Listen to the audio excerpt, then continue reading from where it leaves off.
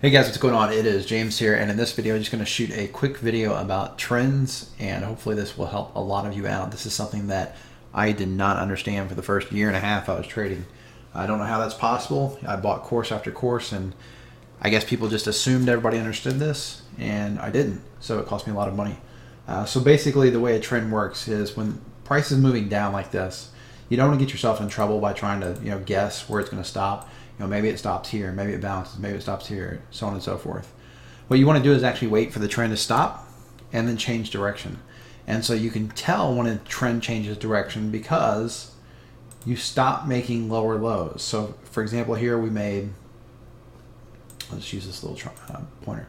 Okay, there's a low, then here's a lower high, a lower low, lower high, lower low, lower high, right? So on and so forth.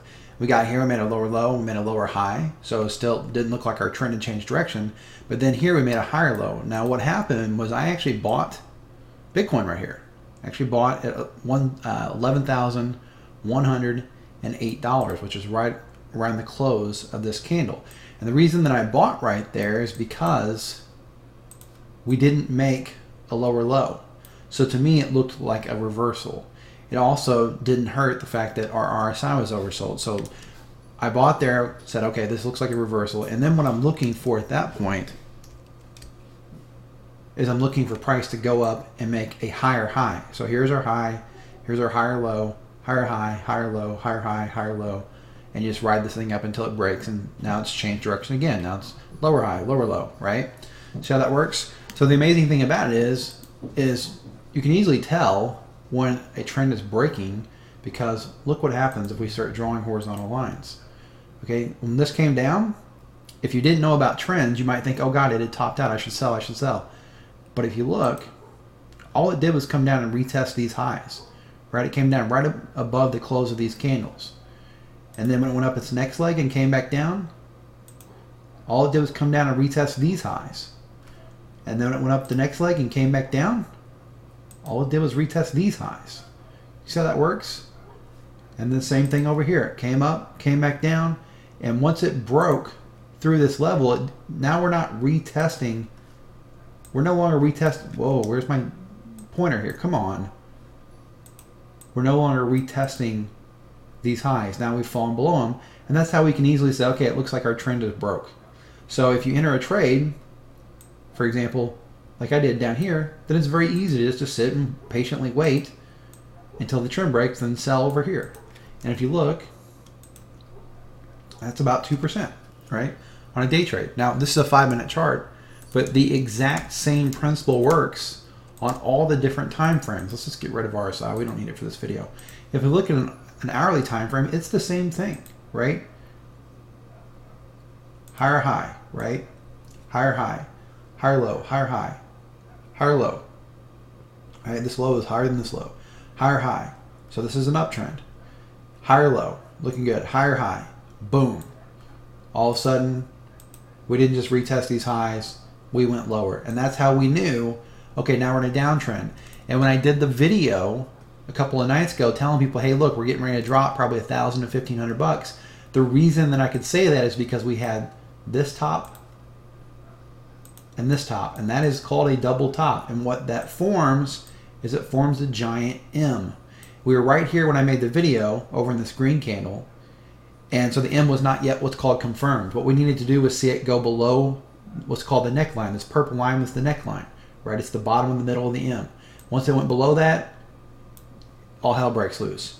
And what you get is you get this. You get a sell-off because professional traders are watching the same thing, saying if it breaks the neckline, it's going to drop. So then everybody starts dumping, and you see it dumped hard and fast. Once it broke that neckline, in a matter of just, a few hours, price dropped over 9%. That's after it broke the neckline.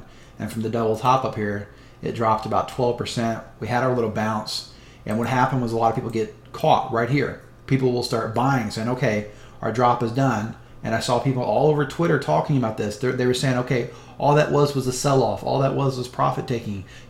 Buy the dip, buy the dip, buy the dip. We're going back up. We're making new highs. Well, no, we're not making new highs. All this was a little bit of a bounce off of overselling. This was overselling, so we got a little bounce, right? I actually expected this bounce to go a little higher. I thought it might come up and test this neckline. And then I said, after we bounce, we're going to continue down most likely. It's exactly what happened. The bounce was much smaller than what I expected it to be. But, you know, that's all it is. We're in a downtrend, okay? And it's very easy to see we're in a downtrend. Lower low, lower high, lower low, lower high, right? So again, people see this and like, okay, it's over now. I'm going to buy. I'm going to ride it back up. No, the trend has not changed. Lower low, lower high, lower low, lower high, lower low. This has come up. Guess what it just did? Look, it came up and tested the bottom. Instead of coming down and testing and going up, it came up, tested this low over here, this high, and bounced off of it. So until this thing changes direction, we're in a downtrend. Now, if it comes down here, comes up like this and puts in a W, well, this is a trend direction, a trend change, a trend reversal is what they call it, right? And then we can start looking for it to do something like this, where it tests this line and goes up and then tests this line and goes up and tests this line. Okay? Don't catch falling knives. This is a correction. That's what's happening right now. It is a correction. And it's very likely that we have much further to go down. So it's okay to wait for these changes, right? Like this, and then to sell these rallies, but just don't get caught in the FOMO of I'm going to buy down here and I'm going to hold it as it goes back up, because right now nothing says it's going back up. Okay? If we go to our 4-hour chart, it's the same thing. This is a downtrend. We haven't even bounced on the 4-hour yet, right? So we could bounce. We could bounce all the way up here to 12 grand, for example, and a lot of people are going to get sucked in. They call it a bull trap, right?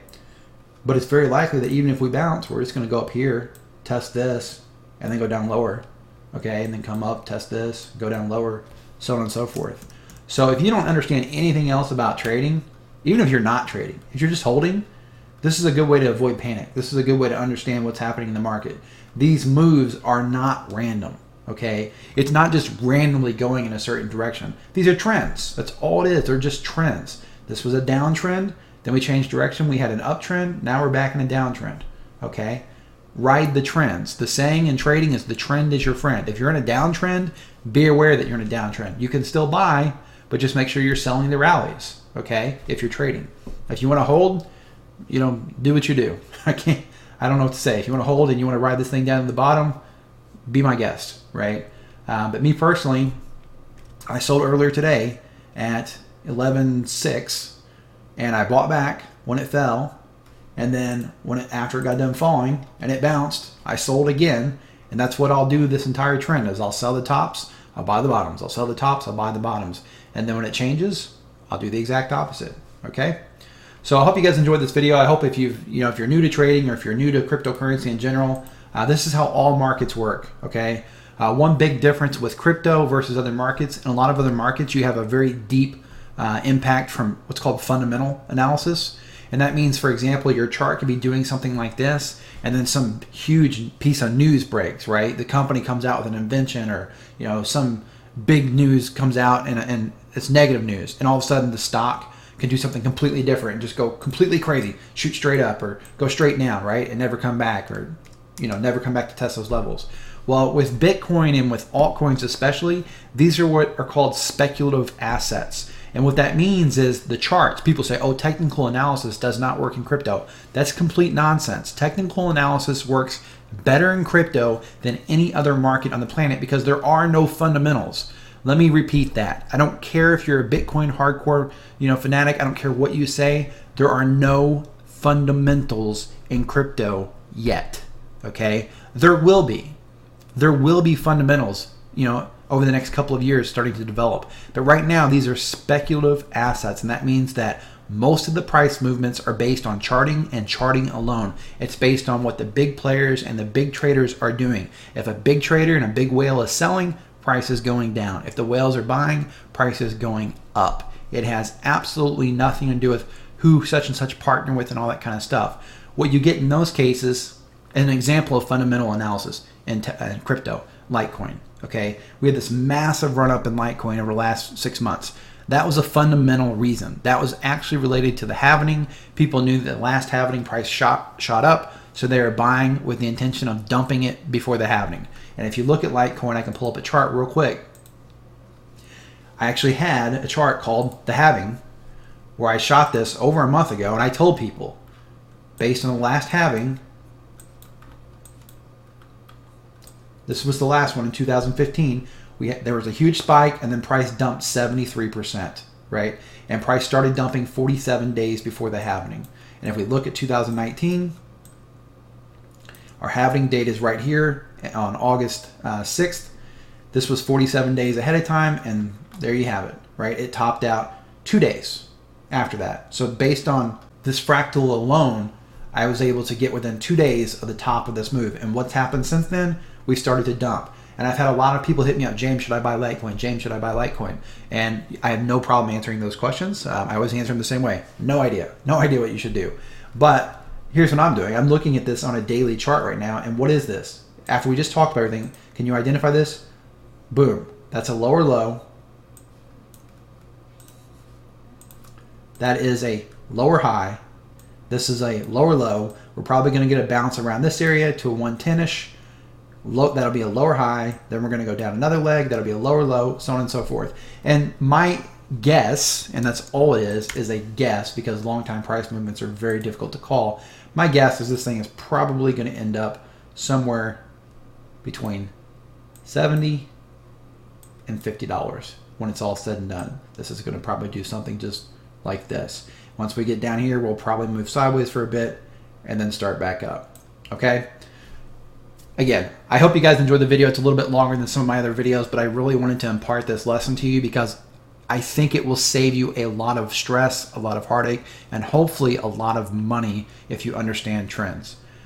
As always, please remember, I am not a financial advisor. I am literally some guy sitting in a spare bedroom, so you should always do your own due diligence and seek out professional investment advice before making any type of investment. If you enjoyed this video and you're watching it on YouTube, please be sure and give it a thumbs up and subscribe to the channel if you're not already. If you're watching it on Facebook, please be sure and give it a like. And check the description. There'll be a link in there to the Facebook group for more free technical analysis. Also a link to my Twitter and my TradingView account so you can check out my charts on TradingView.